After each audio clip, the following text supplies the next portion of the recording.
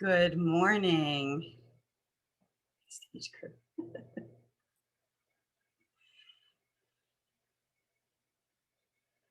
Good morning, everyone. Yeah, totally agree.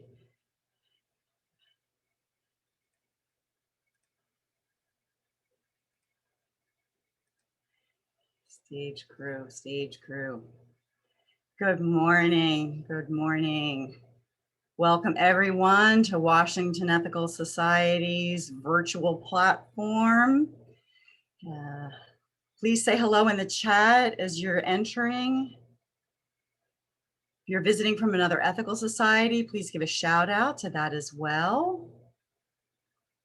We'd love to know where our folks are visiting with us from. Good morning, Trang and Vincent and Shirley and Jeff. So great to have you all with us. If you want to share your messages with everyone, please be sure that your chat settings are for all panelists and attendees.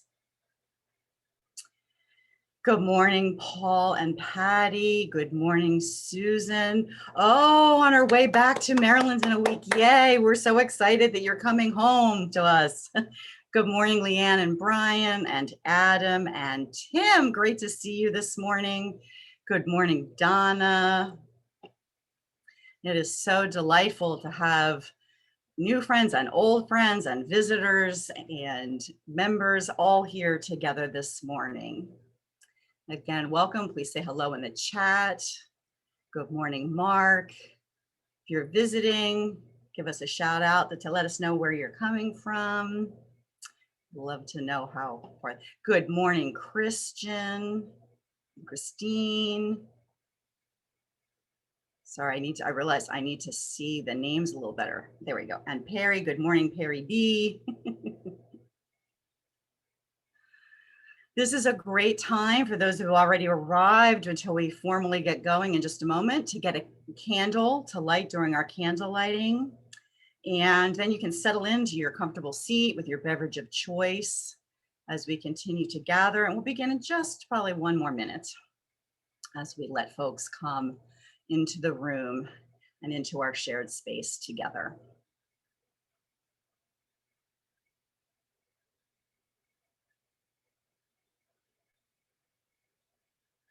Again, welcome all. Feel free to say hello in the chat. We are delighted to be together. Excuse me.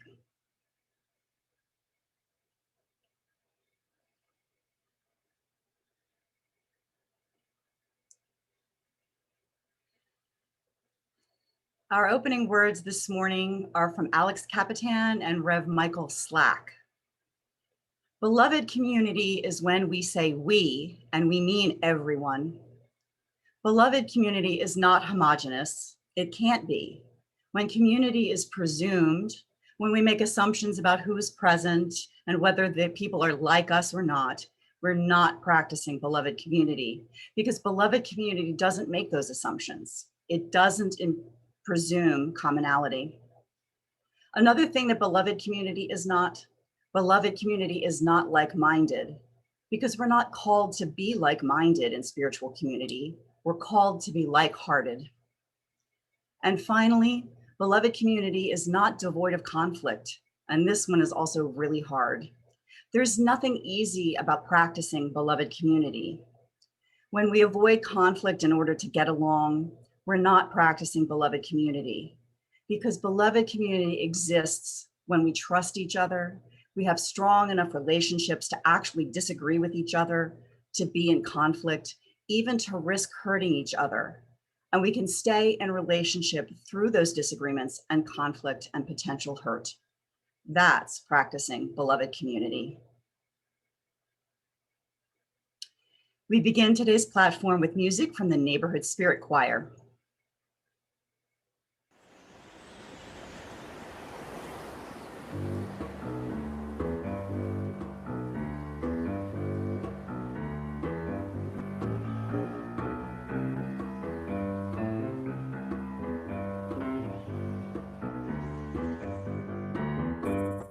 Keep your heart wide open.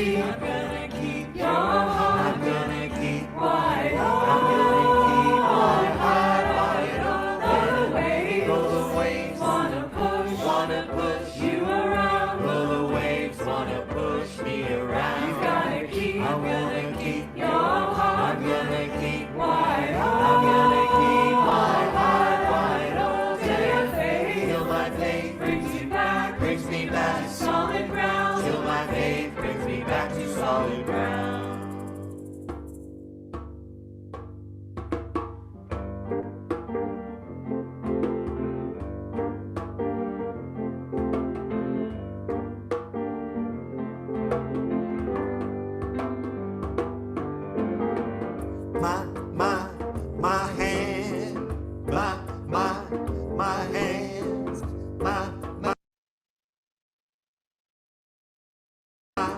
My hands are here to love. My hands are strong enough, they're strong enough, and I'm good enough. My hands are strong enough to give love. I know that I am strong enough, and I'm good enough. I'm good enough to give love. I know that I am strong enough, and I'm good enough. My heart is wide enough to give love. I know that I am strong enough, and I'm good enough. My life is right enough to give love.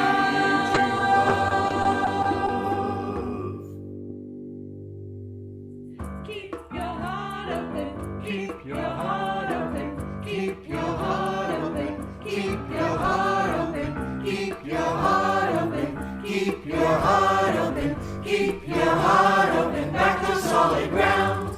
I'm gonna keep your heart, I'm gonna keep wide open, I'm gonna keep my heart wide open. The waves wanna push you around. The waves wanna push me around. You've gotta keep, I'm gonna keep your heart, I'm gonna keep wide open. I'm gonna keep my heart wide open. Till your faith, till my faith brings me back to solid ground. Till my faith brings me back to solid ground. Till your faith, till my faith brings me back to solid ground. Till my faith brings me back to solid ground. Till your faith brings you back to solid ground.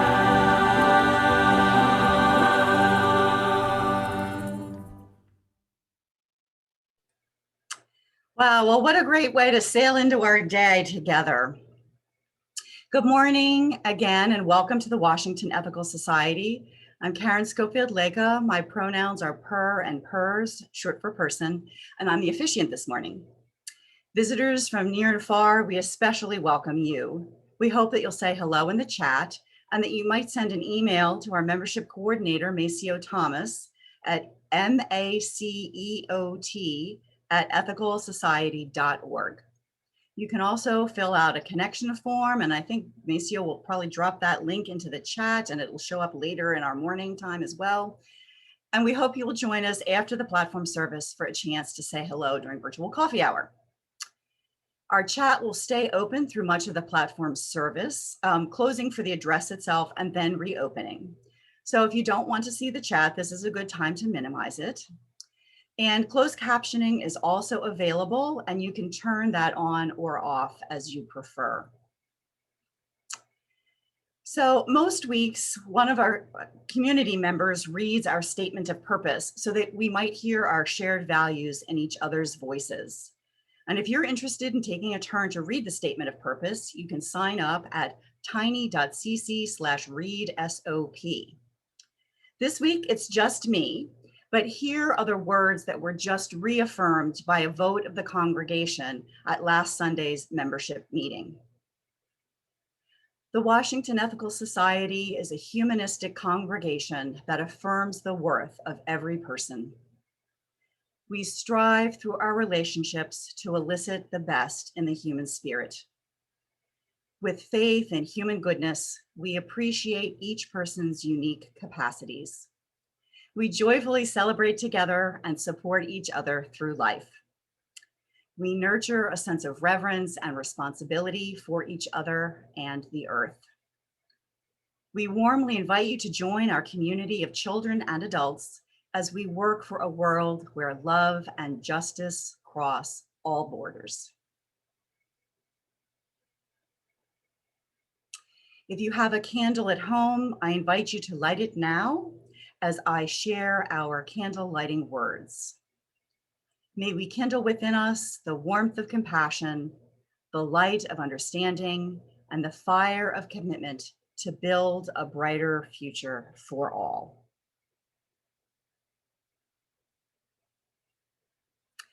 Each week, we ring a chime in solidarity with people around the world. Today, in the midst of Pride Month, I am particularly mindful that it has been 5 years since the terrible mass shooting at the Pulse nightclub in Orlando that left 49 dead and 53 injured. It's a stark reminder of the crucial work that remains to reduce gun violence and to ensure the safety of the LGBTQ community. May we hold all in our hearts so that all may thrive and live full lives.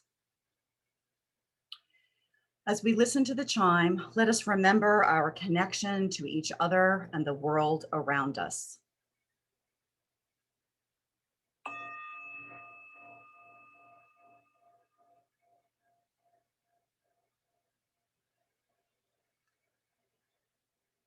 Let us hold in our hearts all that hurts in the world.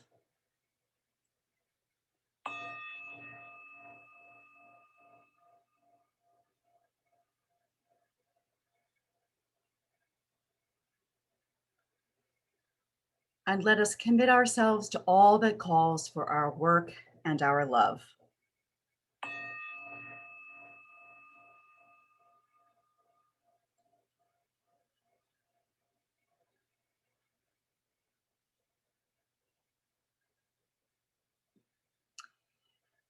As we enter into a time of meditation, adjust your posture so that you are sitting in ease. You may wish to close your eyes or soften your gaze. Take a deep, deep breath. Hold it for a moment and then release it.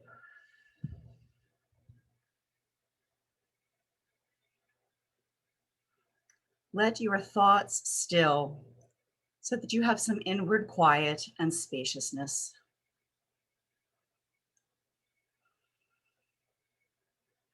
Continue to breathe in and out evenly and fully.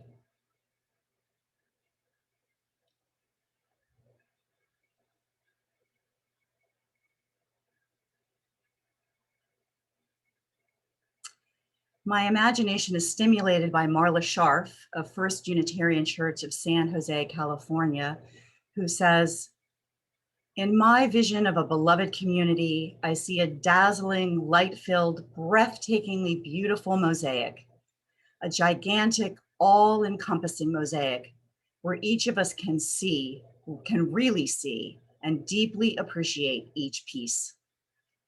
We know that each piece is of immeasurable value. We know that each piece is part of a larger whole that would not be whole, indeed would not even be, without each piece shining through and being seen and appreciated as its unique self." So, which beautiful piece are you?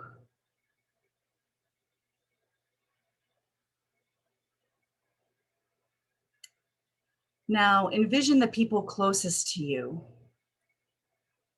What beauty does each person bring to the mosaic of your life?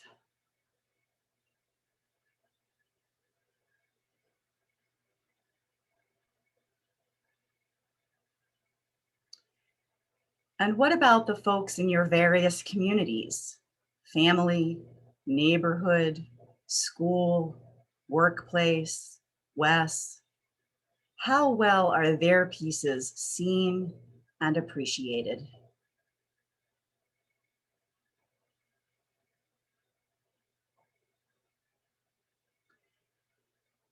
We continue our meditation in silence on the music that follows.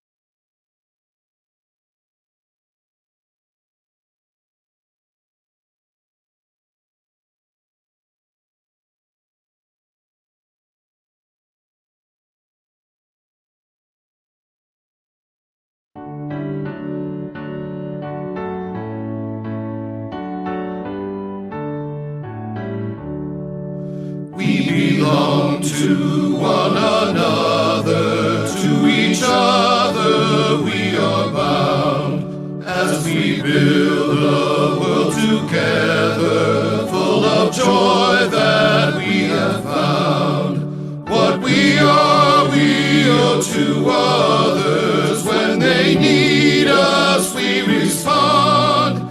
We belong to one another, and we hold a common bond.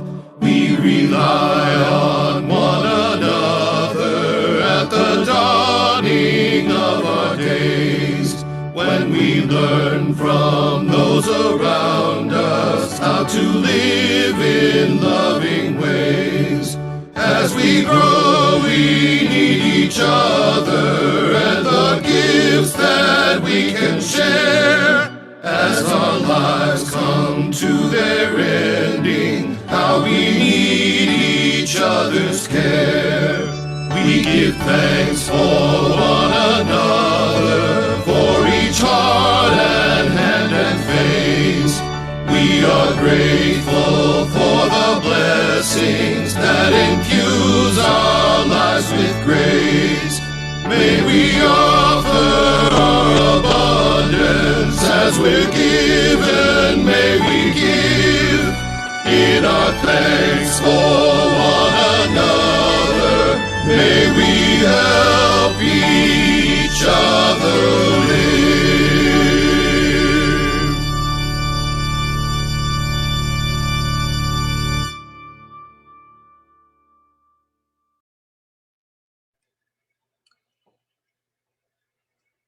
Before we begin the platform address, I'd like to share a lesson from forest ecologist Susan Simard, found in a New York Times interview by Ferris Jabber entitled "The Social Life of Forests."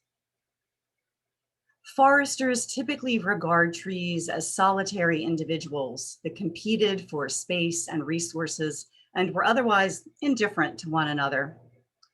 Simard and her peers have demonstrated that this framework is far too simplistic. An old-growth forest is neither an assemblage of stoic organisms tolerating one another's presence, nor a merciless battle royale. Rather, it's a vast, ancient, and intricate society. There is conflict in a forest, but there is also negotiation, reciprocity, and perhaps even selflessness. The trees, understory plants, fungi, and microbes in a forest are so thoroughly connected, communicative, and codependent that some scientists have described them as superorganisms. Together, these symbiotic partners knit Earth's soils into nearly contiguous living networks of unfathomable scale and complexity.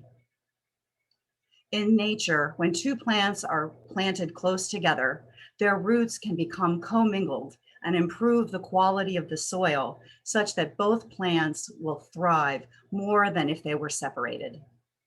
So too in a human community where integrated efforts enhance our environment and culture. Everyone grows more than they would by themselves. So ends the reading. Our speaker today is Amy Vruno. An attorney, Amy has worked for community justice for nearly 20 years and serves as the lead organizer for the Washington Interfaith Network, or WIN.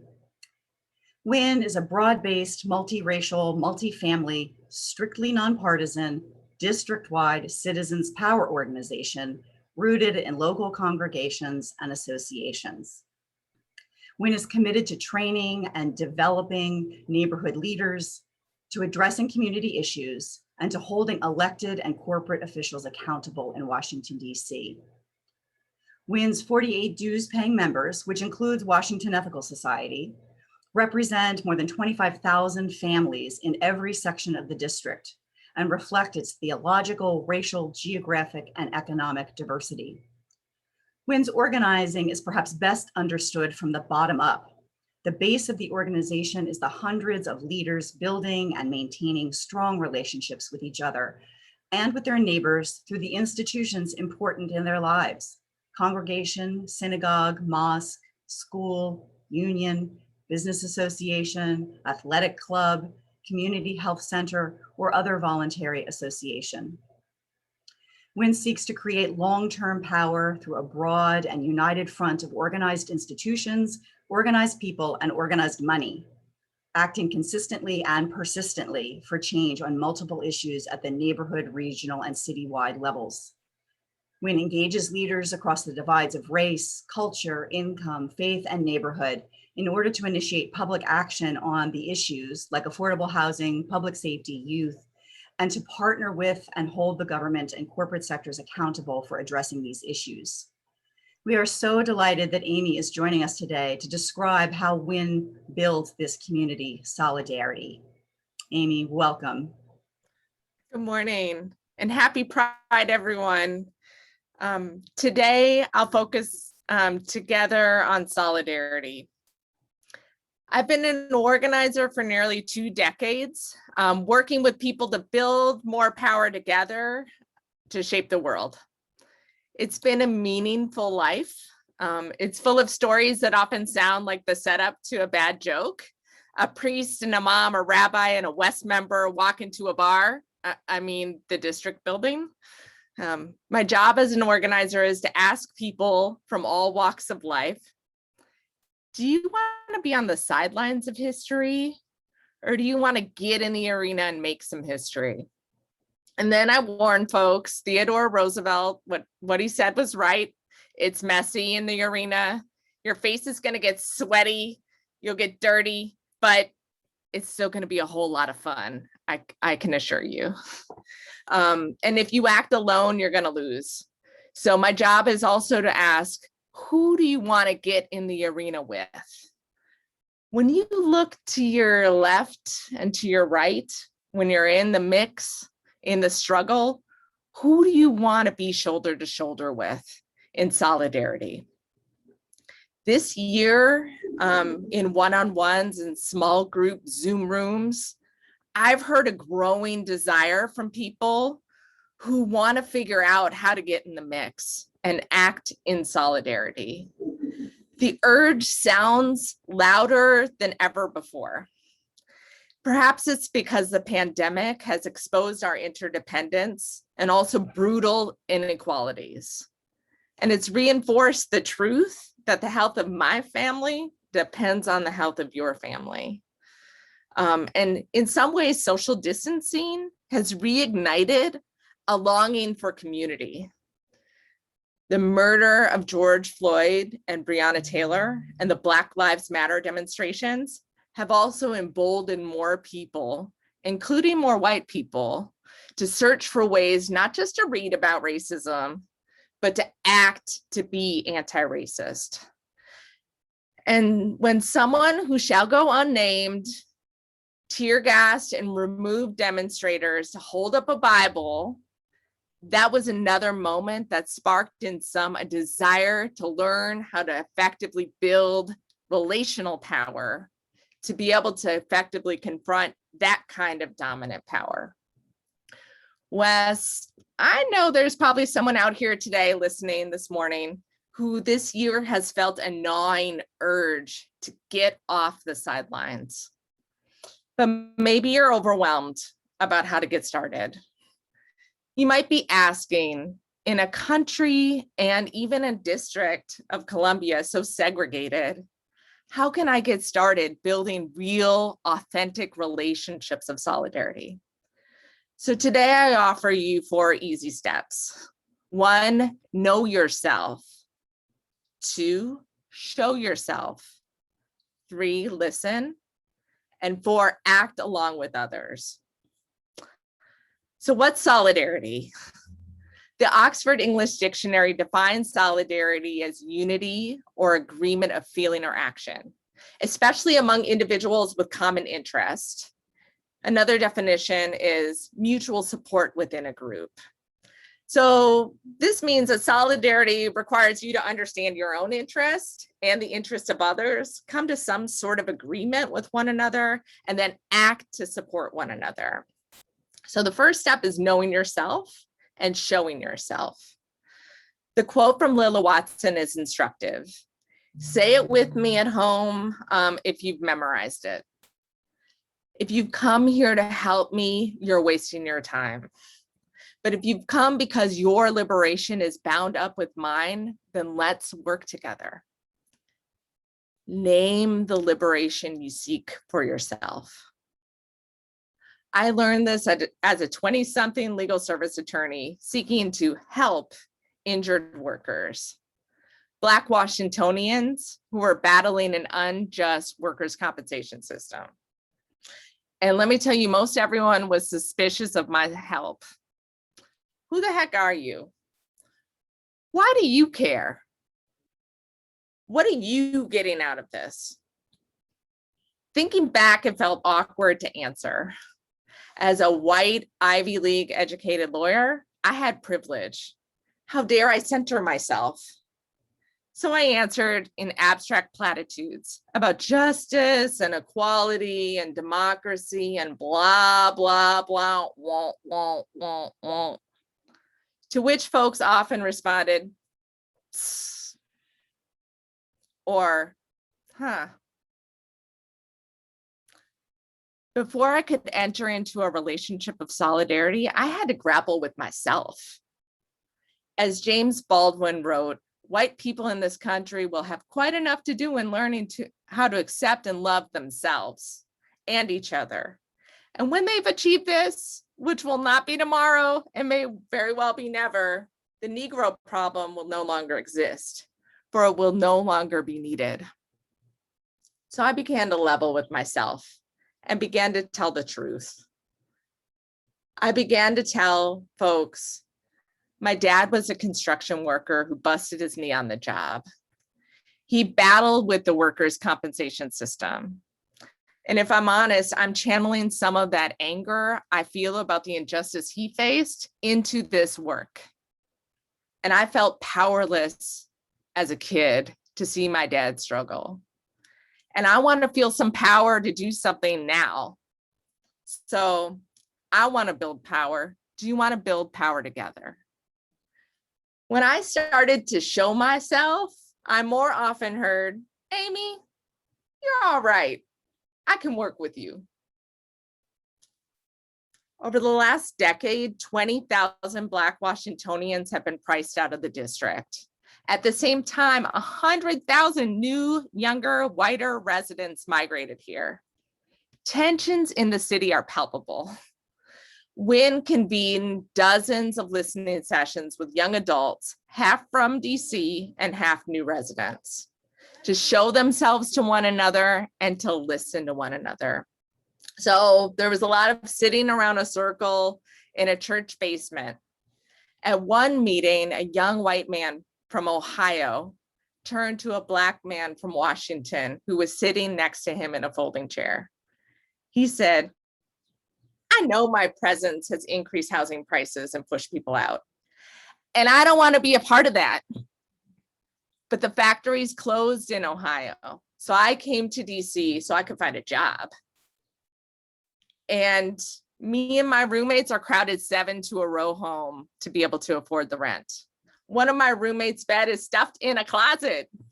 With our student loans, we probably won't ever be able to live on our own. I'm almost 30 years old. I'd like to have my own place." A native Washingtonian that was sitting next to him looked at him and said, "When I see you walk in that house, it hurts. It's not personal, but I remember the guys I grew up with who used to live there. And sometimes I remember them walking up the stairs, and then I see you." And everyone on this block grew up together, and we all knew each other, and we'd always say hi. Now there's so many white people around, they just walk by with their headphones on and don't even acknowledge my existence. A white woman across the circle piped up, "You know, politicians are pandering to me, thinking all I want is a hot brunch spot and some generic chain stores. They don't know me. How boring if everyone in my neighborhood looked like me. I want to live in a beloved community, and I'm willing to fight to keep Washington diverse." Folks looked around this circle and realized that together they just might have power to win something better. Together, they have contributed to victories like the mayor putting $400 million in the Housing Production Trust Fund a couple weeks ago. Victories are possible, but as we seek to act together, we must be wise about those who seek to divide us. Heather McVie and her brilliant book, The Sum of Us, writes about the zero-sum thinking by some in American politics. The idea that any gains by another group must come at the expense of white people. A central metaphor for this that she uses is the draining of public pools across America. She tells the story of how public pools were drained in many communities in reaction to integration, so that nobody, Black or white, could swim. Cunning political actors still seek to make what we share in common so small that they can drown it in a bathtub. They're brilliant at deploying what McKee calls strategic racism, because popular stereotypes can help move unpopular ideas. At Wynn, we saw this at work when WMATA was in crisis. The 40-year-old metro system was so starved of public dollars for maintenance that it kept breaking down. Escalators broke down. You ever had to walk up one of those escalators? I have. Third rail caught on fire. Train cars broke down. Commuters got stuck. You ever been stuck? Me too. And folks were understandably frustrated. But those political manipulators who would fight against investing public dollars to fix Metro began to stoke a narrative that blamed the frontline workers, 95% of whom are Black. Anonymous social media accounts blew dog whistles and called the frontline workers, you say it in your head, you know what they're saying, you guessed it, lazy, incompetent, and overpaid. These lies about the 10,000 skilled, dedicated train operators, mechanics, maintenance workers, bus drivers started to take hold in the region, started to take hold among passengers, even some who thought of themselves as progressives. We started to hear people repeating this narrative, questioning the need to invest money in Metro if it meant that the money was going to go in part to frontline workers. It sounded like there were many passengers who might be willing to empty the pool and let their own transit suffer, and maybe even grind to a halt, leaving them stuck too, rather than let frontline workers continue to keep on having a living wage. Wynn and our sister organizations united with the Amalgamated Transit Union and launched a solidarity listening tour. Workers brought passengers to broken down escalators to show them what was really going on. Mechanics would say, we tell management they'd show these cheap and hollow parts, and we tell them they're not going to last. And then they make us install them anyway. And then the escalator breaks down again. And ma'am, then you got to walk up. The railcar mechanics hosted passengers for lunch breaks in the maintenance yard. They told of the pain of keeping a metro system together with what felt like twine, chewing gum, and paper clips. Nothing pains a mechanic more than not having the tools and the parts to do the job right the first time. Through listening, passengers became clearer that their interests were not in conflict, but intertwined with the men and women of the Amalgamated Transit Union. After all, the ATU slogan is, who moves the city? We move the city.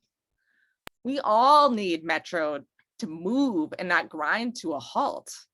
ATU brought together the power of their 15,000 members, and WIN and our sister organization, the power of 200 congregations. And we work to unlock what Heather McGee calls the solidarity dividend through collective action. We won historic investments in transit infrastructure while maintaining good middle-class transit jobs. So the easy steps are: 1, know yourself; 2, show yourself; 3, listen, and then act with others. The last story I will share is after Militia Rudd was stolen, WIN organized along families at DC General.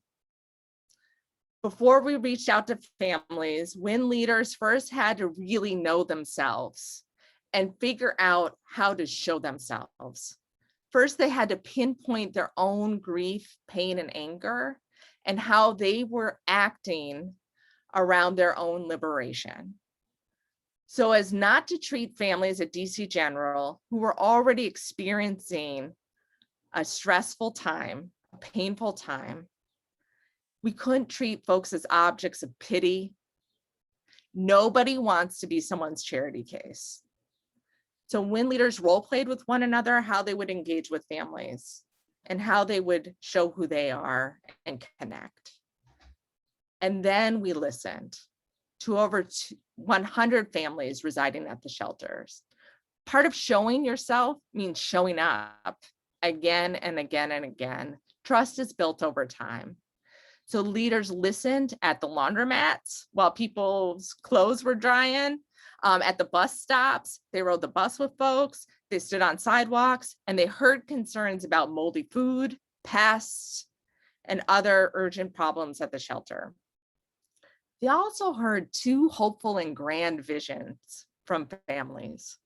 First, that the land where DC General stood, 67 acres, should become affordable housing. Second, that DC General should be replaced with smaller, more dignified shelters spread out all around all 8 wards of the district.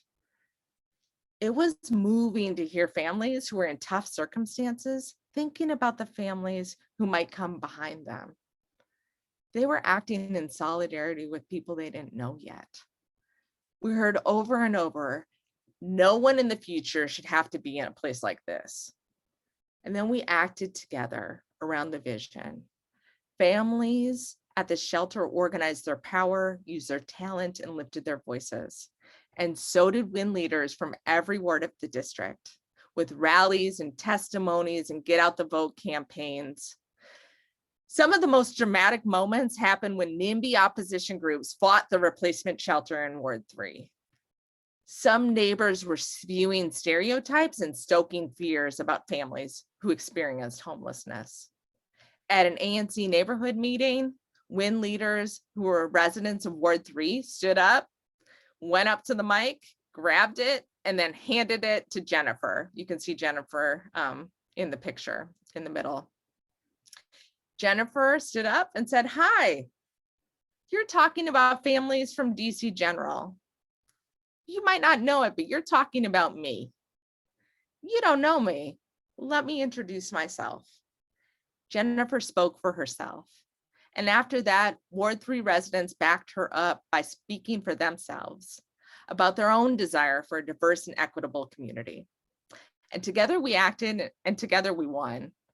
Now the organizing continues at the 67-acre spot where DC General once stood. Wes, I ask you, what is the liberation you seek for yourself? What's the liberation you're seeking with others? Let's know ourselves, show ourselves, listen, and act together. When we do, we can win.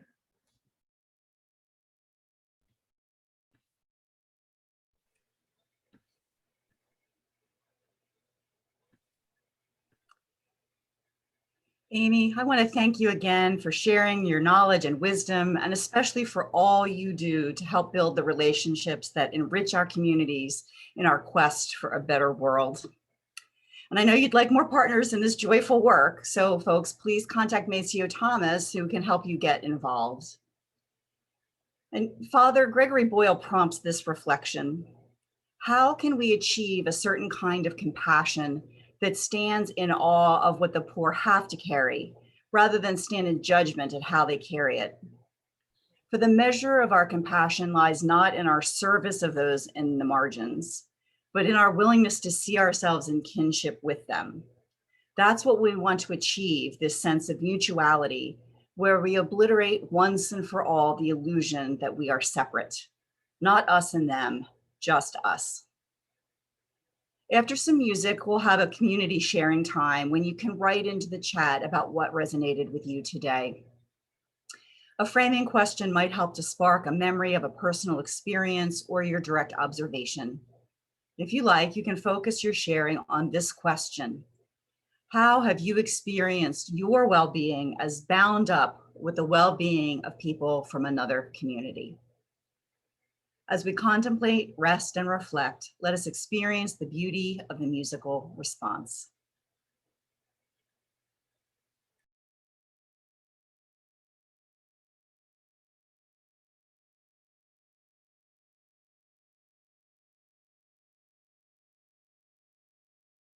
For the weaving of our lives on the loom of joy and grace, warp of love that holds our hearts, weft of faith we add each day.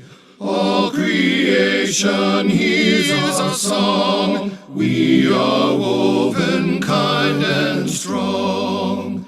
For the thread that each of us offers to the world's design, fabric of 1,000 hues, heart and hands and soul and mind.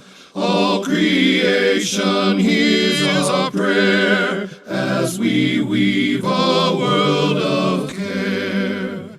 For the web that binds us all gently in its tangled skein, babies cry and prophets call, strands of peace and strands of pain. Dear creation, may that we yet repair your tapestry.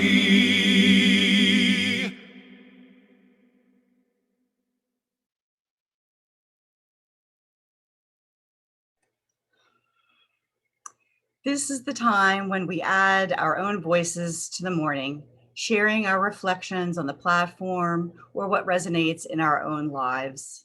You may consider the framing question, how have you experienced your well-being as bound up with the well-being of people from another community? I invite you to share in the Zoom chat or Facebook comments if folks are watching it later. So feel free to put your reflections into the chat and I will read out a few. So Lynn says, woohoo, thanks, wild applause. Laura Steele comments on the, bound up together quote, thanks, my absolute favorite quote. Shayla says, my daughter Haya and I participated in a WIN door knocking event in the Langston Terrace neighborhood in November 2019. One of the people we met was Edna Scott. She asked us if I wanted a kitten. Long story short, we ended up with a kitten and a friendship that continues to this day. That's awesome. all those connections, human and creatures, and solidarity.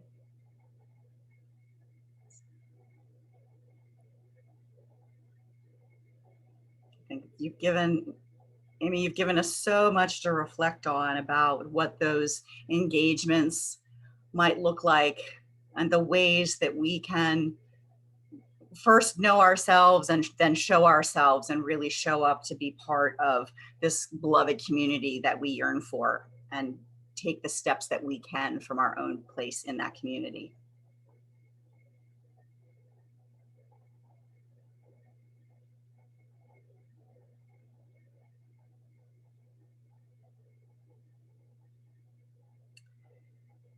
Lynn notes, I was raised in a den of wild nurses. Whenever I work on healthcare access, I remember that health is never a private issue. That's so true. So true. And the ways in which all of the pieces of our lives really do fit together and make that mosaic of what life is like. Vincent Tyler notes, I work on the Metro and have for years. The story Amy told about it is absolutely true. Let us question what we are told. What I heard her say is seek to understand the real problem that you can work on a real and suitable solution. Trang says, thank you, Amy. I found your platform to be so inspiring. It's a reminder that we need to show ourselves and makes me reflect on how I lead and connect with others. Susan Runner says, an amazing call to do the work. And Amy's notes to Lynn, what a way to honor the people who raised you. Jeff Mehall says, what really resonated with me was Amy's description of the struggle with WMATA. I'm a big believer in public transit, but WMATA makes for some heavy lifting at times. For years, it seemed that they promulgated a dual system, bus for poor people, rail for rich people. I'm glad that finally, WMATA will be lowering fares and ending the bus to rail transfer fee, right? Another point of solidarity, right? I'm sure the workers would be delighted to have all people using the benefits of their hard work. And Amy says, amen, Jeff, the struggle continues. Indeed, right? All those workers providing a necessary service and one they want others to share.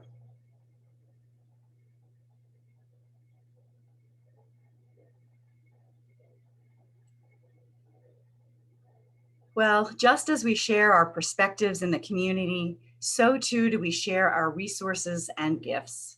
Here at West, we split the Sunday collection between our operating budget and a fund dedicated to justice and compassion. We appreciate each person's generous giving as they are able. This month, half of the offering is dedicated to Life Pieces to Masterpieces. This group, Life Pieces to Masterpieces, uses artistic expression to develop character and leadership, unlock potential, and prepare African-American boys and young men to transform their lives and communities.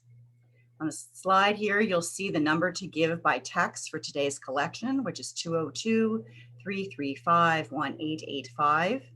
You can also make a gift online through the donate button on our website at ethicalsociety.org or visit tiny.cc/westgives. We will now receive your gifts and the musician's gift of music. Find Your Way by Nana Kwabena.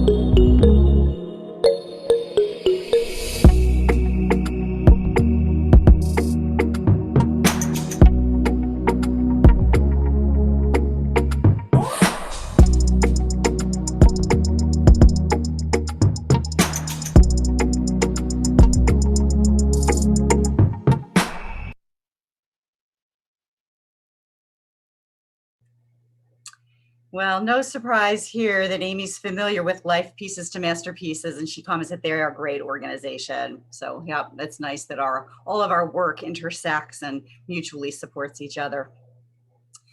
I want to say thank you to the many people who helped to create this morning's time together. We have interim music coordinator Leah Morris, guest musicians, the Neighborhood Spirit Choir, Ken Jansen, Nana Kwambena, and the West Chorus that we'll hear shortly. Membership coordinator Maceo Thomas, slide artists John and Abby Deacon, and tech host John Leka, and Robin Kravitz for communication support and hosting virtual coffee hour at the conclusion of platform. And thank you to those who are leading and supporting our work in the weeks to come. As always, this week has a variety of opportunities for West members and friends to connect virtually around shared interests and support meetings and discussion groups.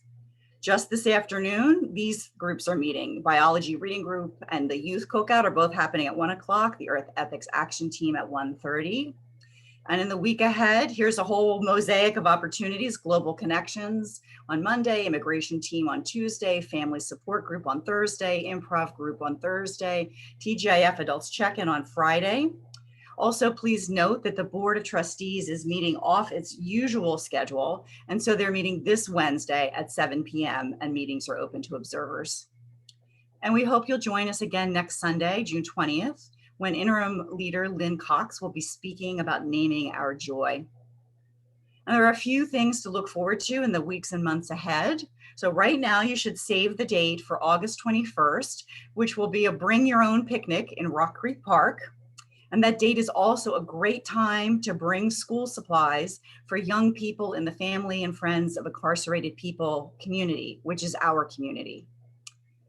And here's a key need and an opportunity for our community here at WES.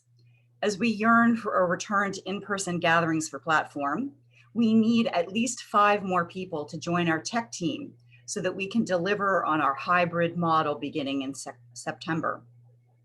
Our most ambitious schedule for this to happen is September 26th, but we can only get there if we have enough help to make it happen.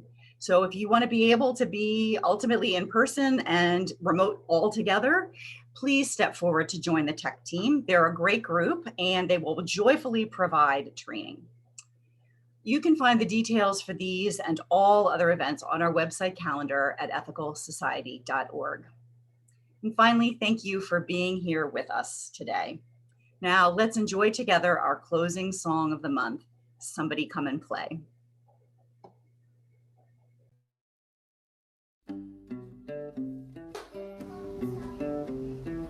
Somebody come and play. Somebody come and play today. Somebody come and smile the smiles and sing the songs. It won't take long. Somebody come and play today. Somebody come and play. Somebody come and play. Somebody come and play my way. Somebody come and rhyme the rhymes and laugh the laughs. It won't take time. Somebody come and play today. Somebody come with me and see the pleasure in the wind. Pleasure in the wind. Somebody come before it gets too late to begin. Somebody come and play. Somebody come and play. Somebody come and play today. Somebody come and be my friend and watch the sun till it rains again. Somebody come and play today.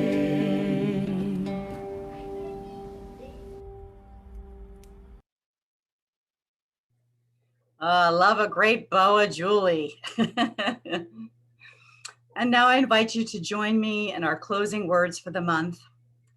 Let us go into the week ahead with compassion, understanding, and commitment, amplifying joy and gathering in peace for our hearts, and for our quest for a better world. Please join us for virtual coffee hour by pointing your browser to tiny.cc/West Coffee Hour. You can see that on the screen. And also find the link on the slide or in the chat. Again, it's tiny.cc/West Coffee Hour. Once we're in the Zoom coffee hour space, we'll divide into breakout groups, which you're welcome to drift in and out of as you choose to greet different people. If you're new to our community, please send an email to our membership coordinator, Maceo Thomas, and introduce yourself. I see already connections happening right in the chat. Art and Amy and Anne, who was commenting about how powerful she's found the experience of participating in WIN activities, noting it just requires me to step out of my own constraints and timidity. Worth the effort, indeed. So look forward to seeing many more West folks at many more WIN solidarity planning and presentations, like really knowing and showing ourselves and acting together with others. So have a great week, everyone. Keep chatting in the coffee hour. So we're going to jump out of here and go over to the coffee hour, and wish everyone a fabulous week, and look forward to seeing you again next Sunday. Thanks all. Take care. Bye-bye.